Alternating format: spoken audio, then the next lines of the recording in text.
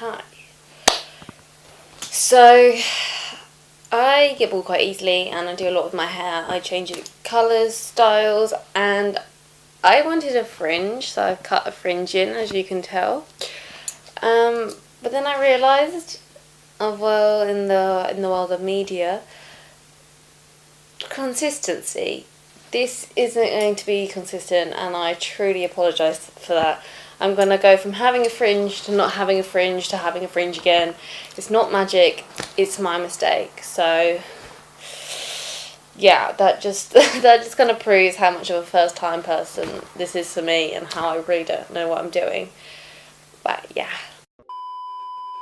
Welcome to my documentary, A Friend Called Fear. In this documentary I'll be exploring what exactly is a fear, is there a difference between a fear and a phobia, and the journey of how you can overcome one. Ultimately, I'm hoping to overcome my own fear as well. So, what exactly is a fear or a phobia? Is there even a difference? Well, the term phobia was first used in 1801 and derives from the Greek word phobos, meaning flight. So you can see why they say fight or flight as well. This also relates to phobias and fears being a development of evolution, as we are all born with innate fears, things that protect us from danger from the get-go. And there's only two ways you can face a fear: fight it or run away, flight, which is the second one beautifully exercised in every horror film you've ever seen.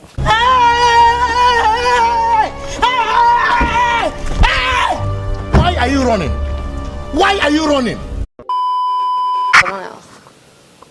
Like a moon. So I'm on a challenge to try and find the weirdest fears I can. The most common ones being heights, flight, falling, drowning, animals, that kind of stuff. So I'm trying to find any ones which are strange and weird, like baked beans or rubber gloves or I don't know what. But I'm quite excited. Thanks, Max. Okay, so Max, what's your weirdest fear? I'd say it's not really weird, but a weird fear is like spiders in the bathroom or whatnot. Specifically in the bathroom? Specifically in the bathroom. Okay. Because it's like, I saw one the other day and I wouldn't go near it, and the next day it just disappeared. So I asked my mum and dad, did you kill a spider yesterday? And they were like, no. So this spider has disappeared somewhere in my bathroom and I don't know where it is. That's it could be anywhere. Fear. I hate spiders. It's one of those things you go, there's a spider, can someone get it please? You look to tell them and then it's gone, and then that's it, burn the house down. Mm-hmm. Burn the house down. I don't like really wrinkly skin on like old people, it just scares me. Like in the dark with all the shadows, it's just horrifying. I don't know why I don't like it. So do you avoid old people? No, but like I watched a horror movie and they were running and there were old people and I couldn't finish it. It was too scary. Like mist rolling across the moors. Like you just can't see what's there, so you could get killed or something. You know what's there. That's what scares me. Do you like avoid it then? Yeah, if I can, I will avoid it. If I live in like towns and things like that, so I have to go near malls. I have a phobia of water, and I get scared if the bath is too deep. So do you swim though? I do swim, but if I get splashed, I start crying and I have to get out.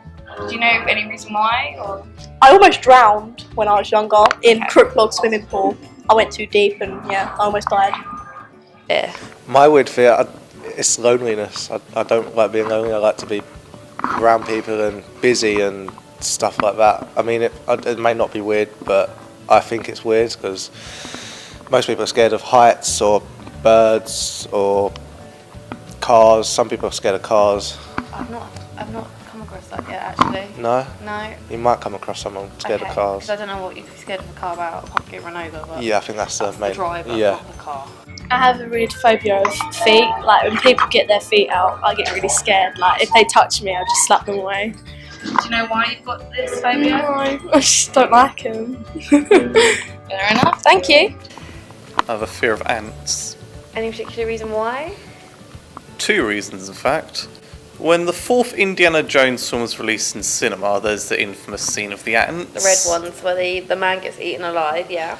And another scenario was, as a child, when it was a summer day, we'd see those ants flying around. I didn't want them landing my ice cream, and they sometimes land on my arm and all that, and... My weird phobia is when I was little, I was scared of yellow tape. Do you know why? It was sort of like because of like police tape and danger. So that's what I got from it. I don't like socks. Any reason why? No, I've just never liked them since I was little. My mum says she remembers like chasing me around the house. Can we pan down quickly? For the person who doesn't like socks, it's cold outside and she's still not wearing socks. I couldn't actually find socks this morning. Oh, so you can wear them? Yeah. I can't wear them without shoes, and I don't like the feeling of them. What about fluffy ones? I like fluffy socks. Okay, we like fluffy socks, that's okay. So earlier on I mentioned these innate fears. These, what we're born with and what nature is telling us are dangerous from the get-go. We all have them. Well, let me tell you. An experiment was done to test a baby's fear of heights. 2 tables with a thick piece of see-through glass between them had been set up, giving the illusion that there was nothing there in between. A baby is placed on a table one side of the glass crossing and is encouraged to crawl across. Although given no indication that there would be any danger, as the baby could see the floor through the glass, they did not want to crawl across and chose to stay on the table instead.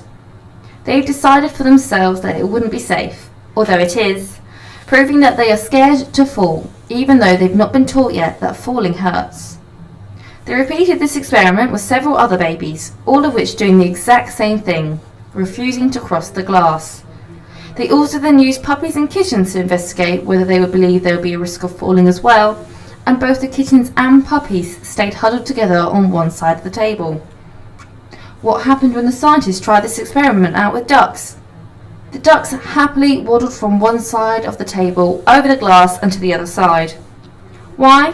Because ducks have wings and can fly, therefore aren't scared by seeing nothing in between the gap, because if they can't walk over something, they'll fly over it. It isn't a possible danger to them. To test a baby's fear of loud noises, once born, a doctor will clap in front of them. Some babies will jump from the noise and start crying loudly, very scared and sensitive to the loud sound, whilst others may only jump a little, that being all they do. Therefore, this not only demonstrates a baby's fear of loud noises, something they have decided on their own is dangerous, but also shows the baby's reactivity. The babies who react more to the clap will probably develop more fears later on, as they are more sensitive to possible risks and overthinking situations. Finally, babies have an inbuilt fear of abandonment, and proven by the way the baby or toddler shall cling to their mother's leg for security. And when the mother shall leave the room, the baby shall cry out loudly to get the mother's attention, or even annoy the mother so much that they return back to their infant. If possible, the baby shall crawl or walk towards the direction of their mother, in order to find them once again. But why are babies so desperate for their mothers all the time? Why do they fear being left alone? In nature, the mother is the baby's source of food, feeding them milk, this applying to all mammals, which includes us humans. Therefore, without the mother, the baby would starve to death. Additionally, if left alone, the baby is a vulnerable target to prey and any other surrounding dangers. This going back all the way to the Stone Ages, where a baby could be eaten by a wild animal if left alone. Therefore, a mother is the baby's key way to survival, as it knows the mum is their food provider and protector. All of these instincts being something that is not learnt but innate to protect the baby, and is a form of evolution. So we all have fears, but what turns that fear into a phobia? Well, the key quality is the individual's perception of the object or situation, and that's when it gets out of control, irrational, and it's just way over proportion to what really can and could happen. So when doing my initial research for this, I put a post out on Facebook saying, what are people's fears, so I can get a gauge of the most common ones, the weirdest ones, have a little play with it, touch in the water.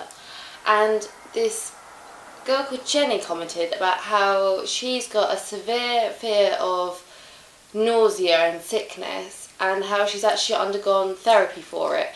And so I got in contact with her again and have managed to arrange a Skype interview with her, which I'm very excited about, because I can't wait to have an insight into someone who has overcome a severe fear. Because where I'm scared of spiders and it does affect me, it's not taken over my whole life. But what I believe at the moment is that for Jenny, it's a completely different story.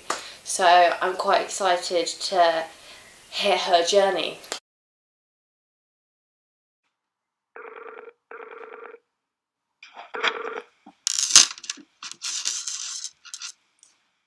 Hi, did it work? Yeah, we're all good. Success. Hopefully it does work then after it doesn't decide to stop working. Yeah, Okay. no, this Ready? should be it. Okay. So, what is your fear? So it's called emetophobia, and it's basically fear of vomiting or other people vomiting. And also for me, I'm also just scared of being feeling nauseous as well as throwing up, which isn't as common. Obviously, it's not just not liking being sick. Obviously, no one likes being sick, but it's obviously more than that. It's worrying about it all the time, and having panic attacks and anxiety symptoms because of it. So obviously, it isn't just not liking being sick. It is an actual phobia. So, how much does this affect your life? That it's this is a serious phobia and not something I can just live with. So, well, I mean, I've had the phobia for as long as I could remember. I can't really remember ever not being afraid of that or not having that phobia as a child. So, obviously during my childhood, I didn't know it had a name. I didn't know it was an actual real thing. All I knew is I was just really terrified of being sick, and all my earliest memories, having a stomach bug, and obviously having panic attacks because of that. And just worrying all the time that I was going to catch a tummy bug from people at school or whatever who were also ill. And as a child as well, I'd constantly feel nauseous all the time.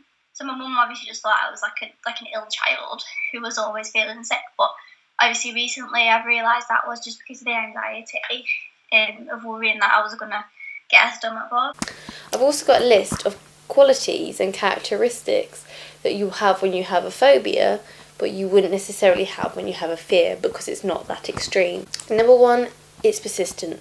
You don't only think about it when you're in the situation with the fear, you think about it all the time, that the situation or whatever your phobia is could happen at any time. It's always there. But, and then gradually I began to start avoiding all situations where I thought someone could possibly be sick or where I'd be trapped or have no control if that happened. So, for example, public transport, trains and buses, I'd get really anxious because, or lifts, because I'd feel like if someone was ill, there wouldn't be a way out of the situation. So, I'd try and control the situation as much as I could. I'd look at other people and just try and assess if they felt ill or not. Even if, they were just random people that probably weren't, 99% of the time weren't ill in any way. And they were just, maybe, if someone looked a bit tired or something, I'd kind of just sort of look at them, just trying to assess whether they were going to be sick. So I'd sort of just stare at people, which was really awkward. But obviously, at the time, my priority was just convincing myself that, oh my God, I think that person looks like they might be sick.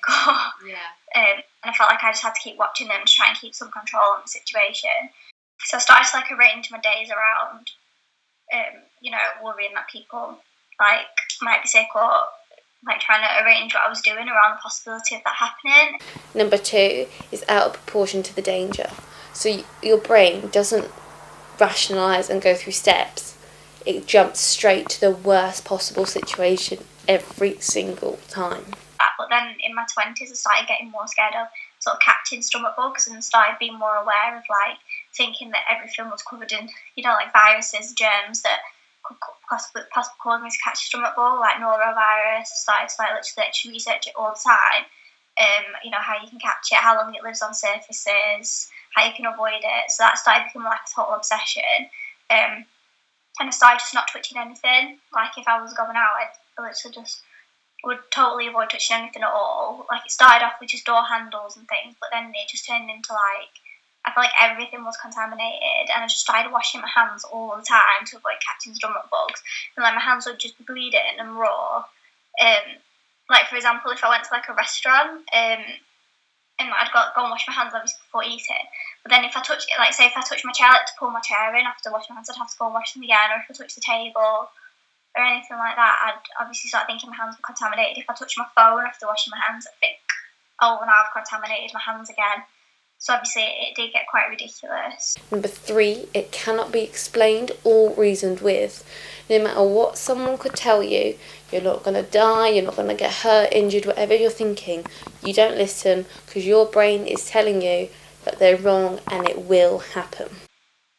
But then obviously like with food as well, like obviously because I was scared of getting food poisoning, so I'd just overcook all my meals, like especially if it was meat, I'd overcook it till it was dry and like not very nice, but I'd feel like if I didn't, it wouldn't be worth eating it because I'd just be so anxious. Then for like 2 days I'd start be worrying like, am I going to come down with any symptoms of food poisoning, was the food undercooked? So I'd like a big thing for me was like chicken, because obviously if you undercook chicken there's obviously like a risk of like salmonella, campylobacter, so I'd literally just like, if I was eating chicken, I shine a torch on it, like my phone torch on it the whole time I was eating, just to check that there was definitely not any pink bits that I'd missed, so I didn't like accidentally eat any bits of pink chicken. So like if I went out to eat, I'd always have to check the food hygiene rating, and if it wasn't 5-star, then I wouldn't obviously eat in that restaurant. And then I started also avoiding children, which was even like children in my own family as well, because I felt like obviously children have a high chance of catching, bugs and viruses, because I mean they're at school and things go around school, and also like, they don't wash their hands as often, and they tend to put their hands in the mouth, but like especially like younger children, like will literally, especially like if the nursery or anything, they'll put like toys in the mouth and things, so they tend to catch things more often. But obviously, most children at most times don't have a stomach bug. But in my mind, I managed to convince myself that all children at all times were like contagious.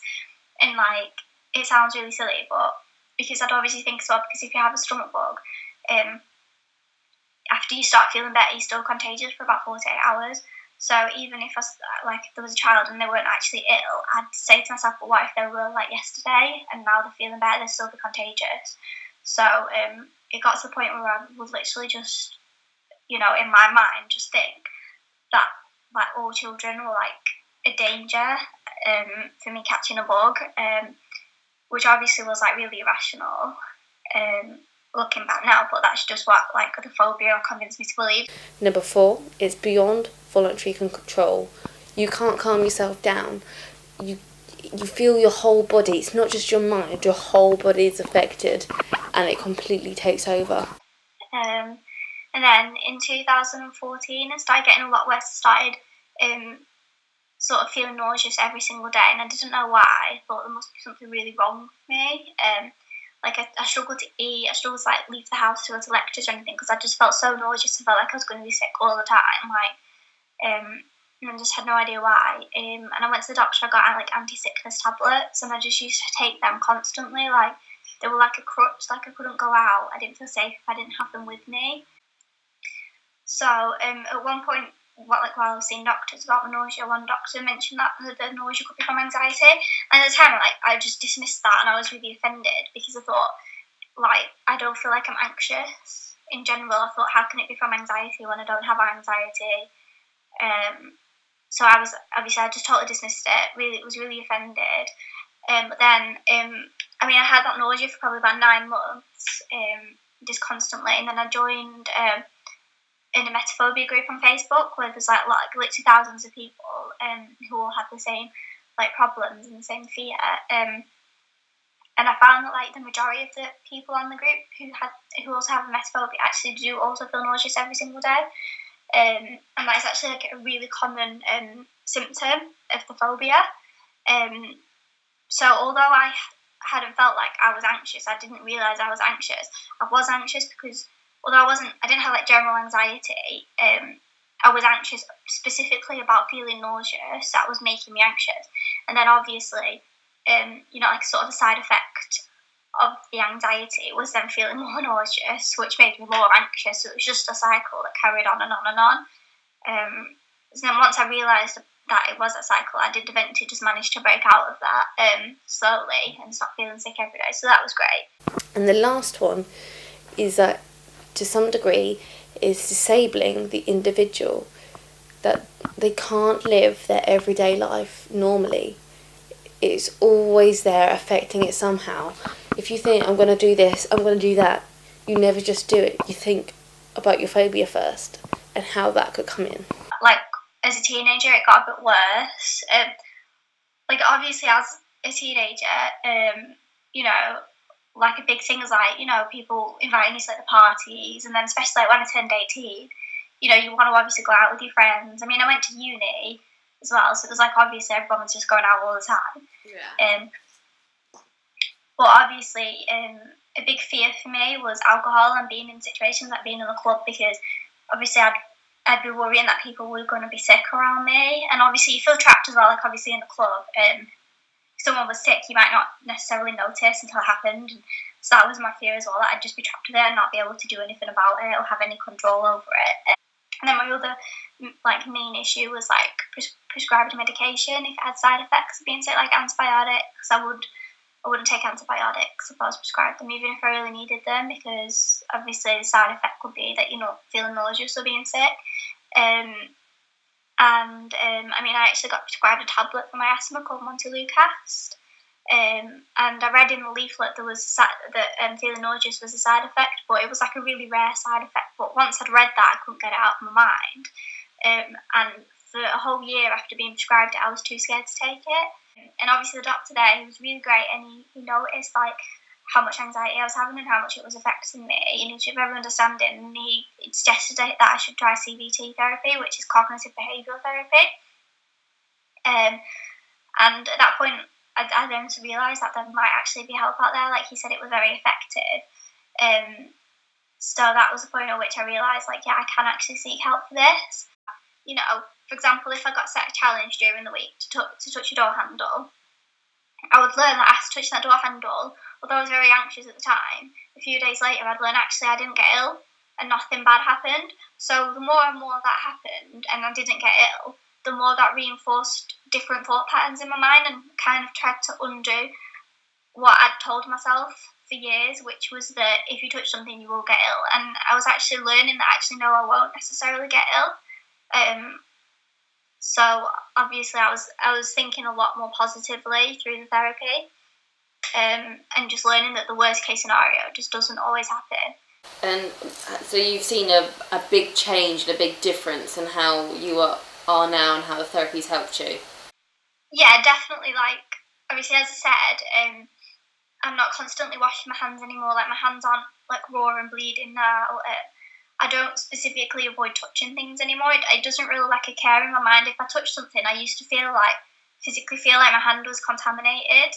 And I used to think about that then for hours. But now I touch something and it doesn't even occur to me that I've touched something. You know, and I don't really think every day about whether I'm going to catch a bug. It's not like at the forefront of my thoughts anymore. That's the main reason I would say that I've mostly moved on from the phobia, because it doesn't. Although, yeah, I'll possibly always be scared of being sick, but the main thing is that it doesn't control my life anymore. So, yeah, that has been the main change for me. Wow, so for me, that Skype call really put everything in perspective, because I've done my research. I know that a fear and a phobia is irrational, it's a form of protection, but it can get out of hand, which is why we can get so scared and overreact. And I know it can take over your life, but again, that's only written words on paper when I've researched it. I've not actually spoken to a genuine person who's been through that. And so that does make it more real, because we often joke about, I'm scared of this, scared of that. But how deep a phobia can go and how controlling of your life is, to me, that's scary. But equally, it's also amazing that Jenny's been able to realise how out of proportion this has got, and she seeked the help. And we can reverse the psychology behind it and go, you know what, this doesn't make sense.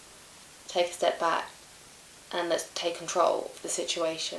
I'm kind of amazed both ways. A, that a phobia can get that far, but B, that a phobia that she said she's had all her life, you can still fix. I mean, crazy. Do I understand the brain still? No. Phobias, getting there. So we're on our way. I say we're. I have my chauffeur, handyman, sound person. They're doing the whole lot. We're on our way to a psychiatrist to see the scientific perspective of where fears come from, how they develop, why people have different fears and all that stuff. So this should be quite interesting, and I'm not sure what results I'm going to get from this, because I don't know what the answers I'm going to have are, but I'm hoping that it's positive and that we learn something from it, which that's always good. Bang. A whole light box. Like a direct. Well, I don't know what to do I? Do I bend down? Do I do that? Well, I don't know what to do. So I know If you literally like sit on the floor. Yes. Sorry, they're not the cleanest. Okay. Yeah, that's perfect. Do you want to sit?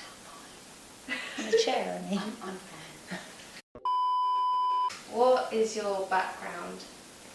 So at the moment I work for the NHS in a primary care setting. So that means anyone that goes to the GP that has difficulties with anxiety or depression or trauma can come and see a psychological therapist. And I work in the borough of Newham at the moment, treating people with those disorders.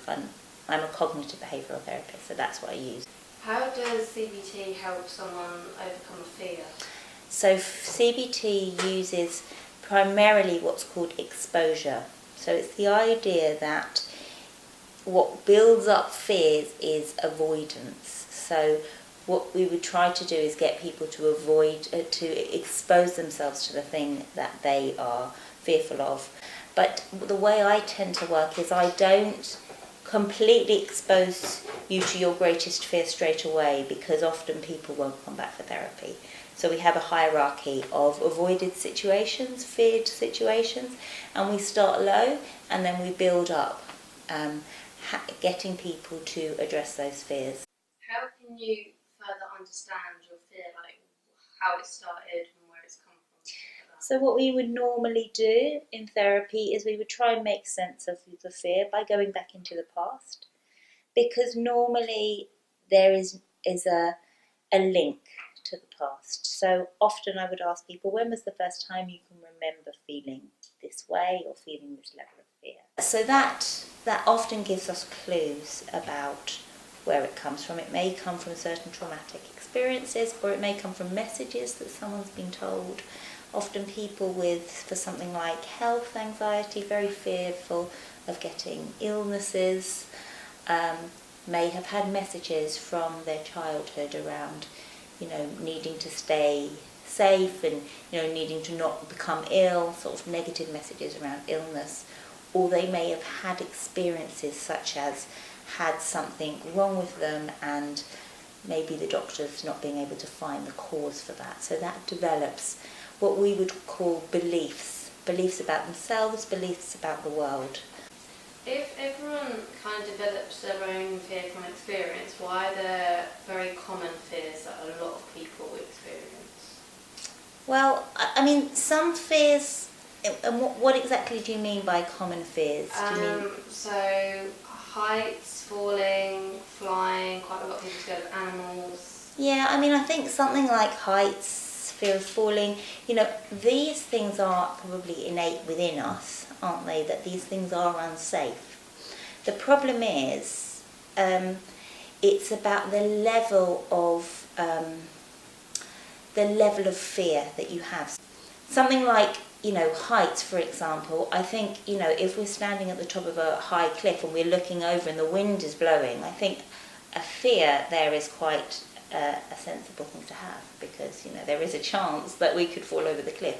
If, however, we go to the top of a very tall building and we're surrounded by a cage, it's not so necessary. What is the success rate of overcoming a fear? Can everyone overcome fear, or is it not deeper? It's pretty high, actually. It depends how long you've had it, and it depends if it's complicated with other things. So for a phobia, for instance, a phobia of spiders, for instance, the treatment would be exposing yourself to that fear. and you stay within it, stay within that situation long enough, you would get a spike in anxiety. You stay within that situation long enough until the anxiety comes down. So my last question will be, would you say fear is bad, or would you say it's kind of good to have fear? No, I think we need fear. Fear is telling us that something's wrong. And in many situations, we need to know that. So, yeah, I think we need to listen to fear. It's keeping us safe. It's kept us safe from day one. It's the most primitive part of our brain, but it's there for a reason. But when it stops you being able to live your life, being able to enjoy your life, then that's when it's not helpful anymore. So I've talked to other people about what their phobias are, what they fear. I've even talked to one person about how much a phobia can take control of their lives and how it affects them, how serious it is. So what is my phobia? I'm sorry to disappoint you, it's nothing exciting, it's simply spiders. Yes, arachnophobia. Boring and basic, but very common, so hopefully you can relate to me on this one. I hate the amount of legs they have. I hate the amount of eyes they have. I feel like they're always watching you. They disappear. Like, it's one of those things because you literally have no control over it, because you could see it, you could look away for a second and it will be gone. They just disappear everywhere. When I was younger, I went to put on a school shoe on. I was about 6 maybe, and there was something in the end of my shoe.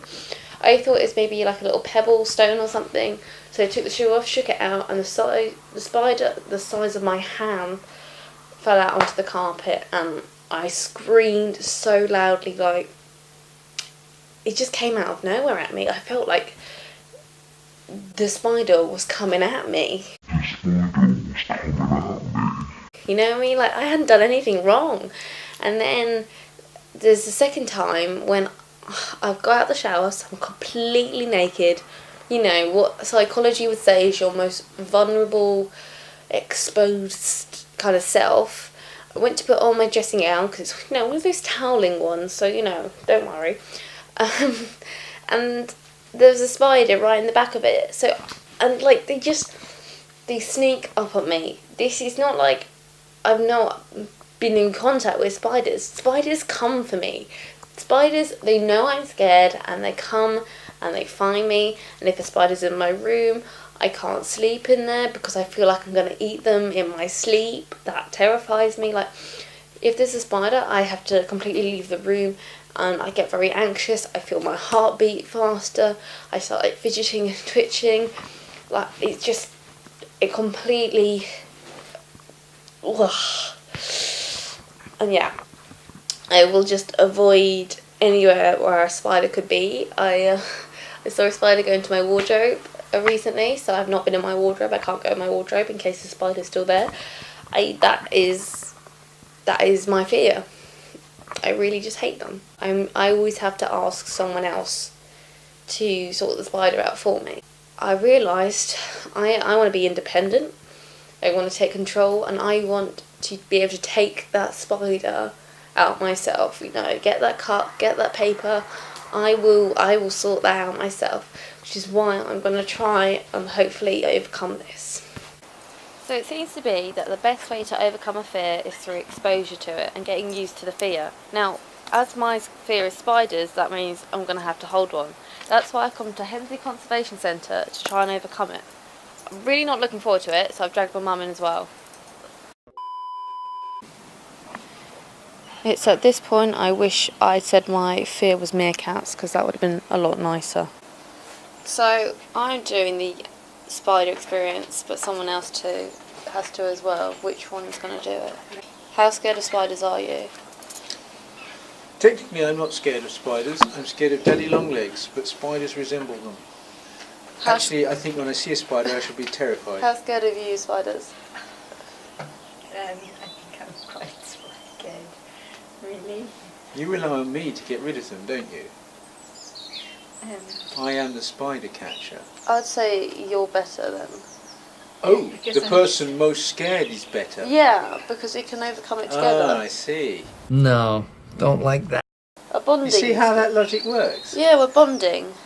We're bonding. I think I've held a snake, so I guess I can cope with a They spider. don't have any legs. That's true, actually. You're going from one leg to 8. Okay. I'm going to be your keeper. Your name is? Lydia. Lydia, and? Naomi. Hello there.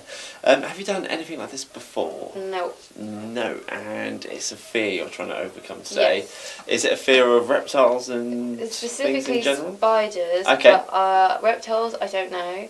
Bugs, yes. Okay, well, what we're going to do is we're going to start off with some lovely reptiles. They come in all forms of different shapes and sizes, and then we're going to move on to creepy crawlies afterwards and work our way up to finish with our tarantula called Daisy. So like I said, we're going to start off with some friendly reptiles. We're going to feed our pancake tortoises down here. They're looking rather peckish, hence the dandelions that I've just picked, nice and fresh. And I'll go through each animal and we'll talk to you a bit about them.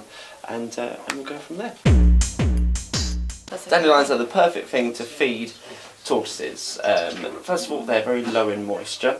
And these are a little bit wet because it's just been raining. But the leaves of themselves are very low in moisture, and they're very delicious as well. Tortoises go mad for them. These guys coming from Kenya and Tanzania, it's very, very hot and dry there. So feeding these guys wet foods like lettuces, tomato, fruits, they wouldn't get that in the wild. And there we go.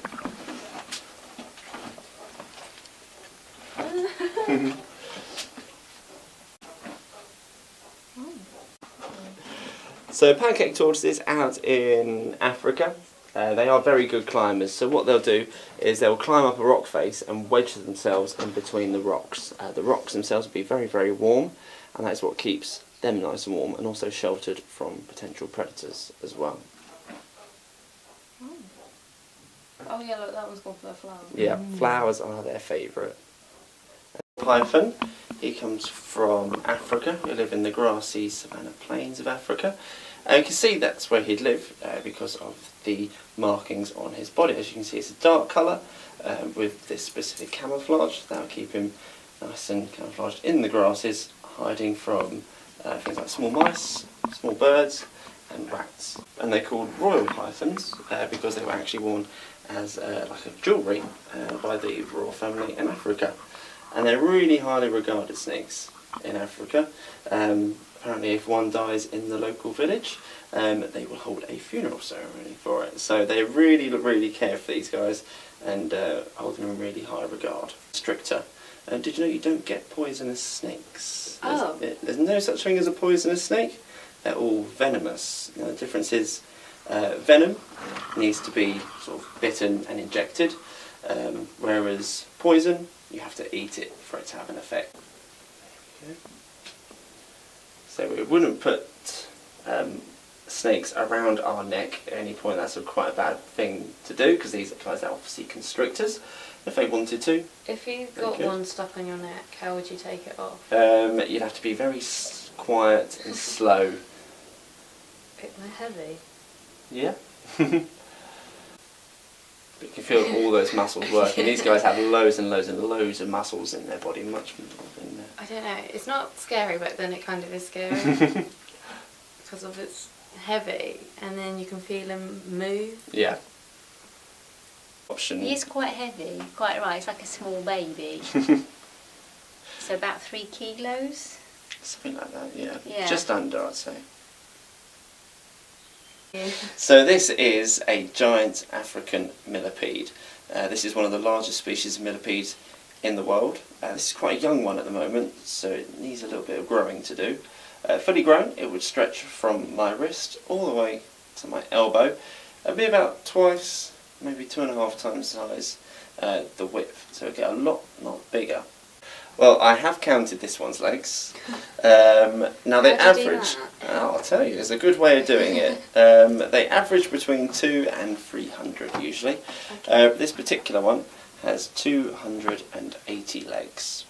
Now the easy way to do that is to count up the individual body segments and then times that by 4, and then you'll get the magic number.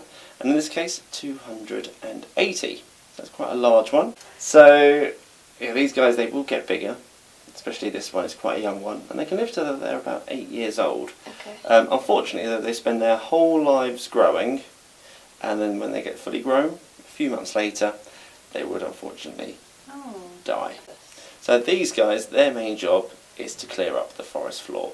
Oh, okay. They eat anything really that's rotting or decaying, but only vegetables or vegetation. They won't eat any meat of any kind. So it's fruit that might have fallen from the trees, leaves, wood, bark, anything that's on the forest floor, they will gobble up and eat. Then all their poo is a fertiliser, and that gets put back into the soil to feed and nourish all the other trees and plants. Did you have a hole? Okay. Okay. I guess we'll start on the fingertips. It's not too bad, is it? No. No. Let's bring her down. Just place her gently there. And she'll just crawl across and then go onto my hand. It's like, I don't know why, a toothbrush or something. Yeah. If you're going to run the It's a little bit bristly. of a toothbrush. It's weird. Females can lay 150 or so eggs, so that's why we don't have a male. All the others we had were fully grown adults. Just disappearing. Unfortunately, they've all passed away. They grew and grew and grew, got to their big size. Unfortunately, they don't survive very long after that. Slightly tickly. Yeah. My fingers are still tingling. Does look like a walking giant toothbrush. So we're going to meet our last animal now. We're going to be meeting Daisy, our tarantula. So are we ready? Yeah. Excellent. Right. Let me get my key. Honey, you've got a big storm coming. Are you excited, Nanny? I wouldn't use the word excited.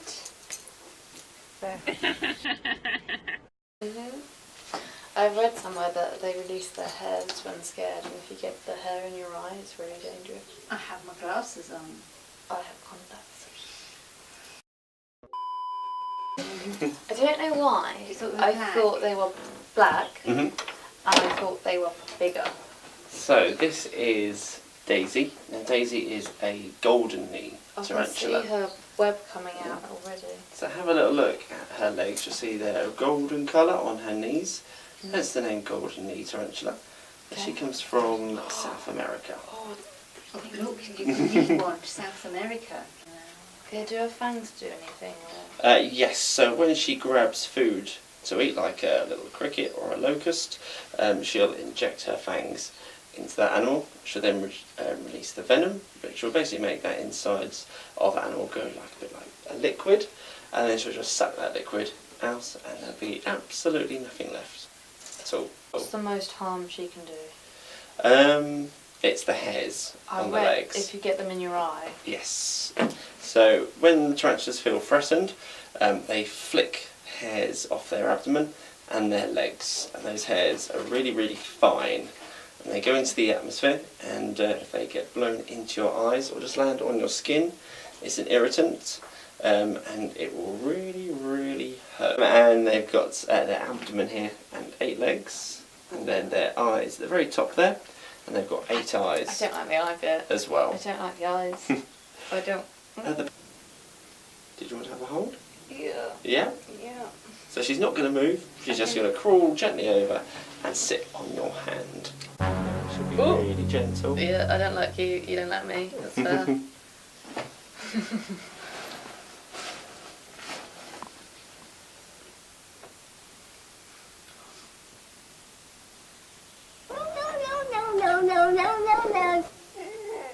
There you go, you're doing great. There she goes. This is the worst feeling ever. Oh. There you go. So once she's settled, she'll just sit nice and still. So you feel that she doesn't actually weigh a lot. If you weren't looking, you would hardly know she was actually sitting on your hand, because they don't weigh anything. They're very, very light.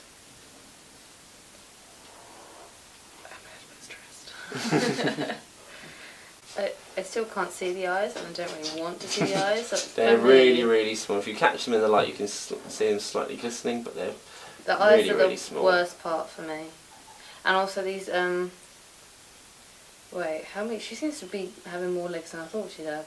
Oh no, there's two things at the front. What are those? Yeah, they're then? sort of like little grabbers.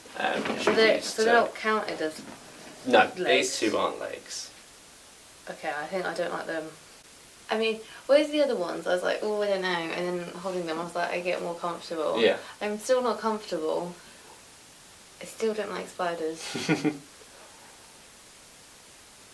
I don't know. I'm not sure. I'm not like... This is better than a small one. Weirdly, the bigger they are, the Less scary they are. Do you think you could do this one?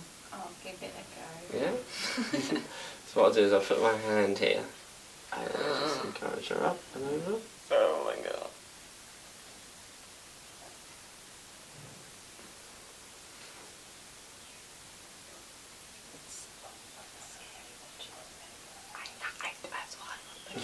That's the bit you don't like. There we go. Yeah, we can swap over. So just close my eyes and open and see a spider seed. You hardly feel her crawling on, you just feel... You can. I'm not going to look. I think I won't look. You're not staying put with me, you know? You know what? I'm so glad you got poodle on, and I'm so glad you got the web weave on you as well. So you can see those spinnerets coming out there slightly. That looks They good. spread themselves. Yeah, like that. I'm not going to move. You can see it just glistening there, which is really cool. Daisy, you're more chilled about this than I am. That's all I can say. Is you scared? I'm not as scared as when I see a dog. That really scares me. That's because I was bitten when I was 3 and I was bitten when I was 11. And so there I'm genuine and I didn't ever provoke them. So that, I've not got the same, not got the same physical feelings I get from a dog or from heights. I sound like a real wuss, don't I? So I haven't got that. While you're on the move, what are you doing? I haven't got, because I haven't got those feelings that I get. So maybe you're not as bad. You're all quite big. I just don't like them moving. Actually, the movement's like being poked slightly, isn't it? That's what it's like, you know? So I'm giving you a little poke. Maybe the fact that you can't feel this, because you can't, you're right, you can't. No. Now, when they're not moving, you don't know. Maybe that's more terrifying. You afraid? There you go, so if you just have a look in the light there, you'll be able to see the web wow. coming out there. Okay, yeah. There's loads and loads of different strands. Gosh, yes. It's Very not just one fine, single one, but they'll get easily twisted up. 10 of them or something, aren't they? Oh yeah. Wow. Okay. Maybe that is kind of cool that you did that. I thought I'd be like completely fine with them now. I still don't like them. I don't get how I'm still scared of spiders, but I can hold a spider. Yeah, some people are just like that. Yeah. I wasn't as scared as I thought I'd be. Listen to that with headphones back. We haven't got. So now I faced my fear of spiders. Am I over it? Probably not. I think I've learned that my fear isn't as big as I thought it was, because I'm okay with a bigger spider like a tarantula where I can see it and I know where it is, but the smaller, more common spiders, I'm probably still terrified of those. But by coming face to face with my fear, I have learnt more about it and I realise it's not as bad as I thought. So learning that not all fears are bad, I feel better about myself that. Learning that my fear isn't as affecting me as I thought it is. I think I've had a positive outcome. Obviously, I'm not completely over spiders. That would have been amazing if I held it and I was like, wow, that's it, that's over. But I think knowing that I can hold a spider, which I thought I wouldn't be able to do, I do feel more confident, I suppose. So I think to always try and face your fear a little bit would always have some sort of benefit. Even if it's not the most amazing result, there is always a little result, and I think that's worth it.